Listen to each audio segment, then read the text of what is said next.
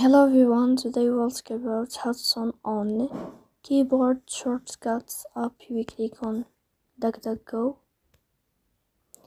Here in this page you will go to these three dots and you will click here. Then this list you will click on settings. Here in this page you will go to private search and you will enter.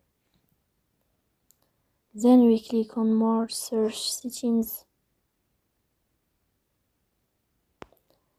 In this page, you will click in this sign here. If the sign changes to the blue color, then we can know how to turn on keyboard shortcuts on the application of DuckDuckGo. So please don't forget to support us by like and subscribe.